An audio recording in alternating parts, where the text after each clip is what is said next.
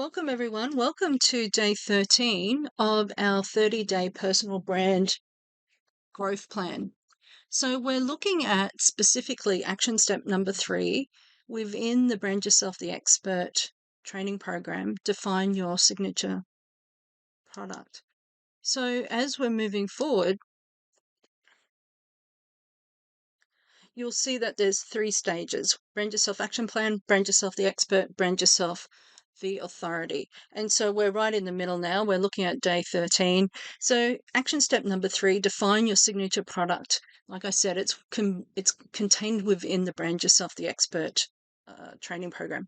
So your goal really for joining me, I hope, is to leverage your current professional profile, position your personal brand strategically and systematically as the expert in your field so that you can build a powerful personal brand. You can create a brand that attracts opportunities. You can develop a personal brand that reflects your potential as well as your goals.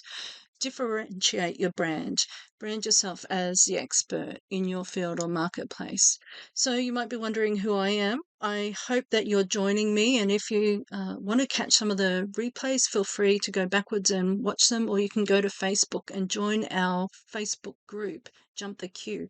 It's our free training portal, so feel free to dive over there if that's a suitable platform for you. So my name is Rachel Quilty. I'm considered the author in personal branding. I've written a book, Brand Yourself, that was launched in the US, and that's some time ago now. And I've got products, books that are being written, and they're being released very shortly. Brand Yourself the Expert and Brand Yourself the Authority, to connect with the training programs.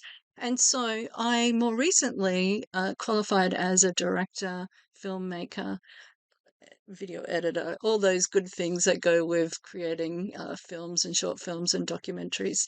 And so I guess underlying that, my background is industrial relations advocacy and policy as a manager. And then I flipped to become a brand manager, brand management consultant. And I really started to focus on personal brands strategy when I started looking at personal brands. And then I started to apply big business branding principles to branding. So I started to become quite unique in this space where it wasn't just your professional profile and image. It was not your signature style of your personal image.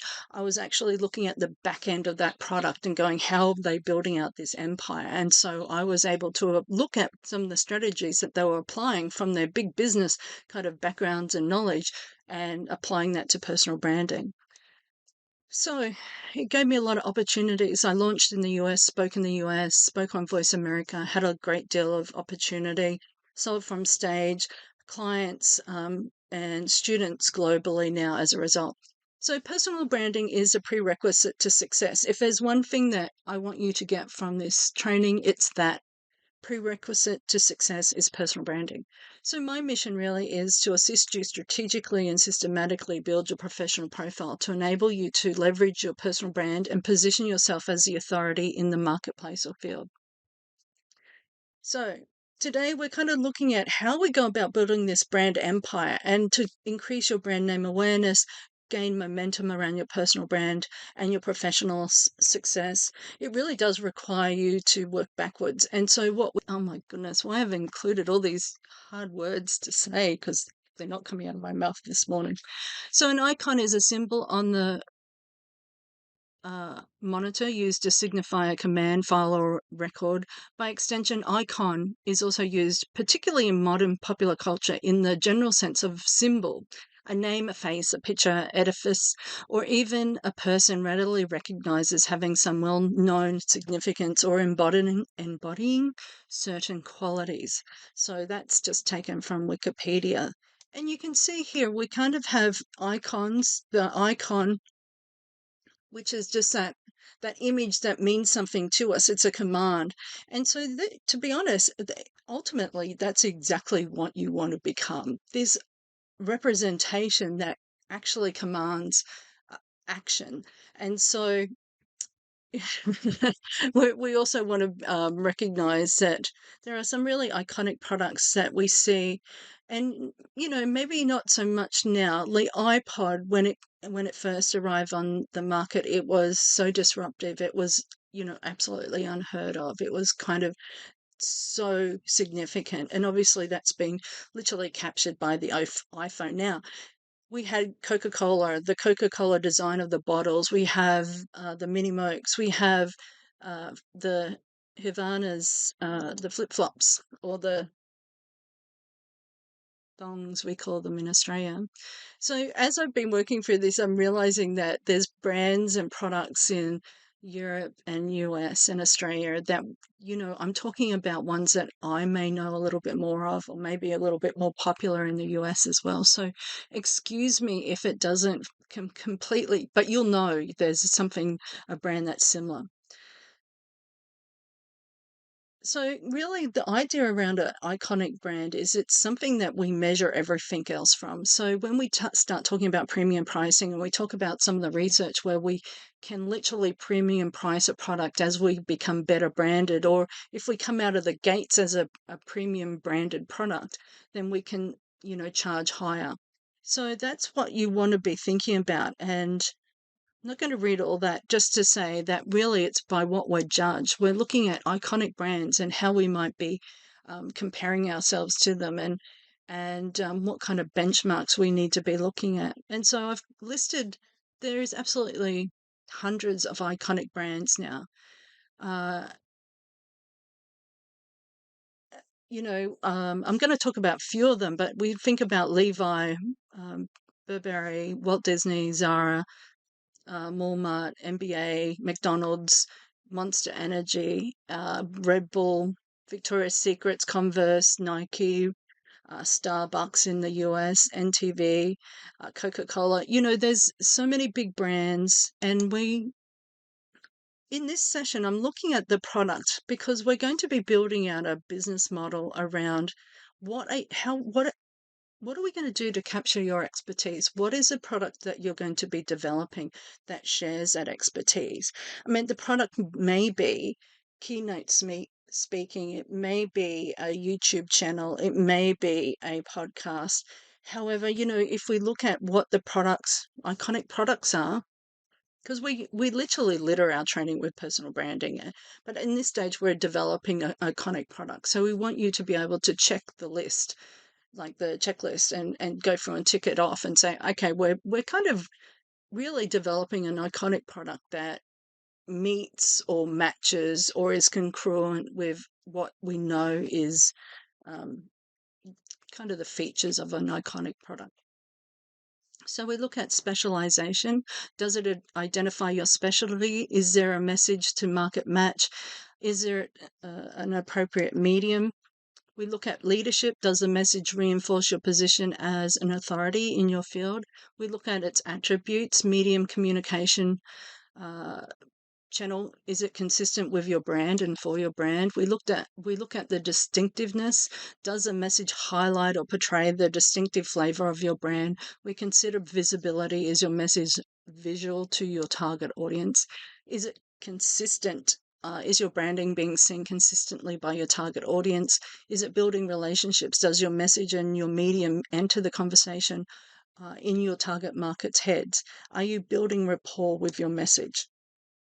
So your brand should be so persuasive that your target market considers no other choice but your brand. To consider the alternative would be to really be unthinkable. You become the only choice brand. Increasing your brand awareness increases your persuasiveness. And so, we talk about market saturation, or we talk about where Jack Welch talked about being, number one or two in your market, because the statistics are that, literally the top 20% own 80% of the market. So why be below that and try to kind of fight for the scraps? So we're looking at being, number one, positioning yourself as number one, as the authority in your field, that your expertise is being recognized. You're being recognized as the expert in your field. Your level of knowledge and expertise is and to an iconic level that there is no other brand choice. You are the person that people seek out when this issue arises. Don't you love that idea? Okay, so some of the products that some of the issues that we look at in when we're thinking about iconic products is, well, what are all the elements that make up an iconic brand? Let me just go backwards. That checklist that we just talked about is something that I overlay across a lot of trainings, because as you're creating your message to market, we want to actually go back and just determine and ensure that it is ticking all the boxes. So we use that checklist a little bit, as well as another one, which is kind of based around the principles of Robert Cialdini's book, Influence, and making sure that you're ticking off all the psychological triggers. So as you're creating an iconic product and you're kind of getting towards the end of that, we would be overlaying it with this checklist and be looking at, does it meet all can we check off all the features of what would be considered an influential product or personal brand. Okay, so we also look at the total experience of the brand. We talk about airlines to joggers to Volkswagen to Coca-Cola, and we're looking at case studies amongst those. Is your packaging, does it, it packs a punch. I think about Tiffany. We need to recession-proof your products. We need to think about whether they're on trend or fashionable, and their life as a result. We need to think about the life value of our target audience. So, are we creating a product that is not going to, have a long duration? Are they going to be in our space for a long time or not? So, when you come into my trainings, you're literally if you're doing the full spectrum of our training, brand yourself action plan, brand yourself expert, brand yourself authority, brand yourself the celebrity. It's literally a 2-year period. And obviously after that, we have people coming back and doing, more specialized training as a result of what's changed in the marketplace. But, it's like, what is the lifetime value of your client and what is that value ultimately? It might start with a single free product, but ultimately one of your largest products is like 50,000 or thereabouts. So you need to be thinking about that relationship and how you're growing it, and what's going to be ultimately and that's part of your business model, and that's part of your strategic planning. What is your ultimate goal and how is that going to play out? We look at archetypes, generational trends, demographics. We look at Barbie, we look at Lego, how it applies to different demographics. And, we can see it's changing at the moment. Like Lego always had an adult audience. As boys grew up, they continued to become Lego masters and buy Lego for their sons, and the parents did. And Barbie has kind of created this very new space where it's opening up the adult audience and going beyond its traditional demographic. So we look at things like that, single limited products like Harley Davidson. Well, it's not just one motorbike, it's a limited series of motorbikes, and then they have a lot of merchandising around it. So, is it a product that's singular, or is it something that you're going to be making, a range of, or is it something that it's quality versus quantity, and then you're looking at your manufacturing and where that may be placed as well. So there's a lot of issues to think about. Are you synonymous with your industry? Say Red Bull, energy drinks, Band-Aid, first aid products, the Israeli bandage at the moment, that tourniquet bandage, Panadol, uh, pain relief medication. So you're looking at becoming synonymous with your industry. And as personal brands, there's quite a few. I can list them, for hours, that, represent an entire industry. And I'm going to touch on a couple of them soon. Lessons from branding, brand associations. We need to be thinking of that. So we think about Steve Jobs, we think about Apple, we think about, the original products, and we think about, his vision for the products, and then also his vision beyond that, with, his filmmaking as well, and the purchasing of the, you know, uh, a large percentage of shares and ownership of different production companies, because the idea is that he's then going, okay, I'm creating a product that I want to have I want to capture your attention and your loyalty, and create literally a captive audience from literally, toddlers. And it's a very clever strategy, and it's all about promoting creativity and creating a better world. So we look at Richard Branson, we look at his products like airlines, as well as records. Virgin Records was how he literally disrupted the music industry and the record industry at that time, and then later with airlines. So we're looking at a personal brand, but when we think about, who are they and what products they represent and what lifestyles and what their message is to the world, you can see just from those two illustrations, they have a very clear ideology. They have a very clear purpose and mission, they would say. When you read their backgrounds and you read their autobiographies or the biographies around them, you start to see all those pieces coming together around them. Okay, so we really do need to think very strategically about your brand, and I'm trying to capture a fair bit of information in a very short period of time. So as we review where we've been, so we're looking at day 13 within the brand yourself, the personal brand growth plan, and we've looked at first 10 days, brand yourself action plan, really about preparation and determining your purpose and designing a personal brand and starting to really think about how it might move forward. Brand yourself the expert is really that content creation and making sure that you're getting all the structure around it, the business framework, so that you can move forward and leverage it as we look at the last 10 days, which is brand yourself the authority. So, to some extent, brand yourself the expert is the dry section, but it's also the important section because you're tweaking and refining and checking lists, to make sure that you're actually producing something that would be recognized as iconic. So we looked at action step number 1, discover your signature brand. Action step number 2, determining your strategic plan. So we've looked at some of the issues that you might adopt or consider when you define your signature product. And we're going to be looking at tomorrow, action step number 4, dominate your signature with a signature sales funnel, or it might be a webinar, or I say webinar, or it might be a Zoom meeting or whatever, a Zoom presentation, keynote presentation as we go back to move from virtual back to live. Action step number 5, we're going to look at design your signature content. Action step number 6, develop your signature brand voice. Action step number 7, devise your signature IP and copyright. Action step number 8, design or decide your signature business model. And so from my first look at this, I've actually moved this business model aspect to later in the program because